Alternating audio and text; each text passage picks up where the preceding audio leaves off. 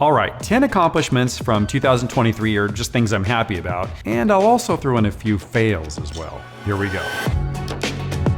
Alright, this first one involves my first Epistogramma tank, and the tank itself turned out pretty nicely, but the fish didn't go quite as planned, and I got a very special surprise. Epistogramma are gorgeous South American cichlids that don't need a lot of room, so I was really excited to start some in this new 23-gallon land and rimless tank that I bought on Amazon. All the links to my gear and supplies are in the video description. This is how I look at this for me, and I think you should too. Anytime you try something new in fish keeping, even if it doesn't work out, count it as an accomplishment. Getting stagnant in the hobby induces boredom, and we want to keep things fresh. So getting a new type of fish was cool, but something I was even more proud of was learning to scape a tank with driftwood and real plants. I had fun trying to get my superglue to stay submerged, and even though I was really trying hard to get the superglue to bond these plants to the rocks and wood, didn't really work out as I'd hoped. Oopsie. I think it turned out pretty nicely though for my first try at it, and those epistos looked great in here along with those tetras that I soon gave to the local fish store because I thought they were stressing the epistos out. The epistos weren't doing too well. Well, that wasn't what was stressing them out because they kept acting stressed, and eventually, one by one, I lost all of the adult epistos. Maybe it was because my pH was too high and I eliminated the tannins with the packet of Purigen, which would have helped reduce the pH. That was definitely chalked up as a failure for the year. Anyway, before one of the females died, she left me with a big surprise: Episto fry. I have no idea how to raise fry, so I did my best, and this is what I have after several months, about 11 of them. They're looking healthy and eating well. Pretty cute. I'll probably keep a couple and rehome the rest. I've been afraid to get in there and do any serious cleaning with these little guys in there, so I'll clean it up once they get a bit older. One thing I have to research still is if you can breed siblings. I don't think you can, but I'm sure some of you know. Drop a comment if you do. Also, let us know if you have any epistos now or if you've had some in the past and what your experience was. Another pretty cool part about 2023 is that I've always used strip lights for my aquariums, which are great, but I wanted to get something a little bit different, and looking around I found some AI primes, and this is the year that I installed them in 2 different tanks. By the way, this list isn't in any kind of specific order, it's just 10 things that I'm proud of for the year. Lighting is a vital component for your fish keeping gear. Without great lights, your fish won't really show off their full colors. And if you're into African and American cichlids, then you definitely want those colors to pop. I already had some pretty expensive Fluval Sea Marine 3.0 lights on my 240 and 180 gallon tanks, but I wanted something different on the 180 for a few reasons. One of the main ones was that I wanted to get that shimmer that you get when the lights are suspended off the top of the tank. It makes it look more natural and like the sun is shining through the shallow water of a lake or ocean. I love that, and I prefer the way these AI primes look compared to just suspending a few strip lights above the tank a few inches. I first bought one of these for the Episto tank I was talking about, and then I bought 2 more for the 180-gallon South American tank. They're full spectrum, and they give you a lot of control over the individual colors, plus they have a ramp-up time. I don't like it, and neither do the fish, when the lights just pop on full blast out of nowhere. And if you have fish that are already a little on edge, like my nutjob African cichlids, then you don't want your lights to startle your fish, which can cause them to go swimming full blast into a panel and kill themselves. Ramp up time is important is what I'm trying to say. Anyway, I'm really happy with the switch, and I plan on eventually using them for all of my show tanks if I can afford it. If these are out of your price range, then there are still some great lights you can get at a far lower price that'll do the trick just fine. If you have a favorite type of lighting setup, then let us know what you're using. You will subscribe. Ding ding. One of my accomplishments in 2023 that I'm most proud of is the changing of the aquascape in my 180-gallon South American tank. I've actually changed this a few times this year.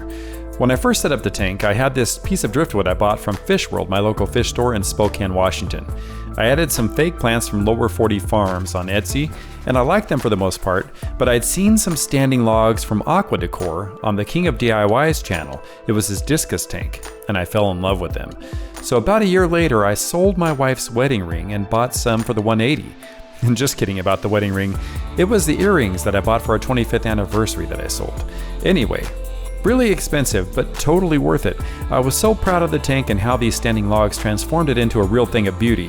However, after several months, I started to become a little bored with the fact that that's all that was in there. Nothing really else besides the logs and the fish. And as a viewer once said, "Cichlid Charmer, you get bored easily, don't you?" And I'd have to say, kinda yeah. So another change was in order. Instead of paying $500 for a huge piece of driftwood, I found a stunner down by the river. I somehow managed to get it into the tank and left some of the standing logs around it. Now I love the way it looks once again. I wanted some green in there too, and since my Episto tank experience didn't turn out too badly, I added some real plants instead of those posers I used to have. So I love this scape, but as I've recently mentioned, boredom has once again overtaken me. The angels aren't quite doing it for me anymore, especially since my space for tanks is so limited, and I really want to get some big boy American cichlids. But I'll get into that one a little later. Along those same lines, I made some changes in the aquascape in my 240-gallon African cichlid tank, Alcatraz. Peacock and half tanks really need to be scaped pretty sparsely. I get a lot of comments telling me I need to add lots of decor and make it pretty, but if you know anything about these fish, they need open swimming room. So that's not going to happen with a lot of decor in there. The tank used to look like this. Just a few rocks really here and there. I was constantly moving the rocks around and doing what I could to make it look nice. At one point, I had to add some of those poser plants from the 180 I just mentioned. I used them for line of sight breaks because some of the Alcatraz inmates had gone completely crazy and were trying to give everyone the shiv. Well, I liked those standing logs in the 180 so much that I ordered some aqua decor rocks for Alcatraz. I like them not only because they're gorgeous, but there are a few other reasons. First, they aren't as hard as the real rocks were, and the boys were sometimes damaging their scales and eyes on them, so these are helping with that. Also, they take up almost zero water volume since they're hollow. Keeping as many gallons of water in there as I can helps keep the nitrates down. I still have a few of the fake plants in there, the small black ones. I think they had a certain something. This tank has looked this way for almost a year, and I'm still not bored with it, and that's saying a lot. So I'll definitely include this in my cool accomplishments from 2023. A lot of things I do for these videos cost money. I mean, buying new fish, aquariums, expensive lights. So any bit of money that I can bring in to help cover those costs is more than welcome. And this is the year that I established a partnership with Northfin Cichlid Food, which I've been using for years, but now that'll help offset the cost of feeding my fish a little bit. Let me tell you about that. 3 years ago, when I first started keeping African cichlids, one of the first commitments I made was in buying quality food for my boys. I kept fish on and off my whole life, but I never took it as seriously as I was now. So I did my research and bought Northfin Cichlid Food. They have great ingredients and my fish totally love it. I usually soak it in some garlic guard and Vitachem for good measure as well. This food isn't cheap, but it isn't super expensive either. And as I've already said, making these videos is definitely expensive in time and money, so I appreciate Northfin for helping out when I was already advertising their products before their sponsorship. Anything that takes some of the financial load away from making these videos is for sure something that I can celebrate. If you've been watching my videos for any length of time, you probably know that I've wanted a huge American cichlid tank for quite a while now, and I thought the only way to do that was to get rid of Alcatraz. Well, I've thought of a way where I can actually keep Alcatraz and get this other tank, but it's still in the works. So I haven't really accomplished this in 2023, but I did get the ball rolling in 2023. And seeing Elgin Bross' South American tank was really inspiring.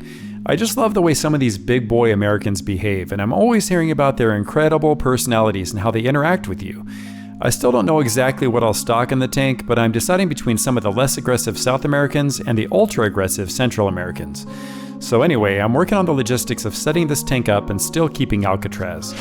However, the 180 might have to give up its spot and go into storage for a while an even bigger plan that is only in the fledgling stages hopefully comes to fruition in 2024 or maybe 2025. If you want to see some of the stocking ideas I was originally thinking of a few months ago, check out the video in the upper right. And here's a perfect chance for me to throw in a plug for my Cichlid Charmer nut job swag that you can now buy online, which is also one of my accomplishments for 2023. Since you obviously love nut job cichlids, then why not get some swag that lets everyone know it? This new line of Cichlid Charmer apparel has the Cichlid Charmer logo on one side, and then it has this on the other. There are also some other goodies like stickers and mugs that you can buy. So now everyone can know that you're associated with a bunch of loonies from the cichlid family. And if you're like me, maybe just as crazy as they are. The link is in the video description and top pinned comment, but be warned, you'll have to copy and paste it because the link isn't working directly from YouTube. Nice. This is a great way to show off your hobby and support the channel at the same time. This year saw the biggest fail that I've ever had in fish keeping. It involves Alcatraz, my 240-gallon African cichlid tank, and the loss of 2/3 of my stock in that tank. And while that is a huge disaster, I'm also treating that as an accomplishment of 2023 because I was able to rebound from it, and then also my restocking of the tank in partnership with Ron Cichlids. We've all done something stupid with our fish. Sometimes there aren't any consequences and you and your fish come out unscathed, but other times it hits hard. When I was distracted making a video at the same time as a water change, I forgot to add dechlorinator to Alcatraz, something I never forget. They had just dosed the water tower with extra chlorine, so the effects were a nightmare. I did everything I could to save my fish, but only a third of them survived. I was devastated. It was a horrible experience and I'll never forget it. And this could easily cause someone to leave the hobby. However, if you can rebound from it, I believe it'll make you a better fish keeper. Plus, if you're making videos like I am, it can help others who have gone through something similar. So I lost a lot of these boys and it still breaks my heart, but I reached out to Ron Cichlids because a couple of my friends have been telling me about how good their stock is, and they were happy to help me with the restocking of Alcatraz. I received a wonderful shipment from them, added them to the tank, and so far they're all doing wonderfully. They were purchased as all males, and what I was sent was all males, which is a huge relief after the experience I had with a not so reputable dealer a while ago. Ron's takes a lot of pride in the quality of their fish, most of which are bred right there at their own facility. They also make great food, which I've started using in conjunction with my wonderful Northfin pellets. Even though you might have an excellent fish food, it can be a good idea to use a few different types to give them a variety and supply them with a more well-rounded diet for your fish. So now I have Alcatraz stocked with some species of fish I've never owned before, so this will be exciting to see them grow up and color up. So yeah, a huge failure turned into a wonderful celebration because of my new fish and my new partnership with Ron Cichlids. One of my accomplishments in 2023 doesn't involve my tanks, my fish, or my lights, but just the actual making of videos and the processes that I use to make them. That includes editing, lighting, audio, and all these different parts to make a video that's hopefully better than when I started. And also streamlining the video making process so that it doesn't take quite as long. I don't know if you know this, but a 10-minute video can take upwards of 12 hours to make. So I'm trying to drop that down. But let me know in the comments if you've seen a difference in the quality of the videos from the early ones until now. This one I definitely couldn't have accomplished without you, everyone who subscribed to my channel. My primary purpose for this channel is to provide you all with useful information that is also entertaining and humorous at the same time. I figure if you're watching this, then you're probably not your typical fish keeper. No, you're like me, addicted to these fish of ours so much that you even enjoy watching videos about other people's fish. Am I right? So it looks like I'm accomplishing that to at least some degree because the channel just recently surpassed 10,000 subscribers. Yay! I know that's small beans compared to a lot of the other channels, but that's a lot to me. The greatest thing that I've taken away from this whole experience on YouTube is my interactions and relationships with many of you who comment regularly, like Sam, Jeremy, Polly, Dennis, Dakota, Gil's Fish Room, McCoy Ungoy, not sure about the pronunciation there, Paul, Stefanos, and many others.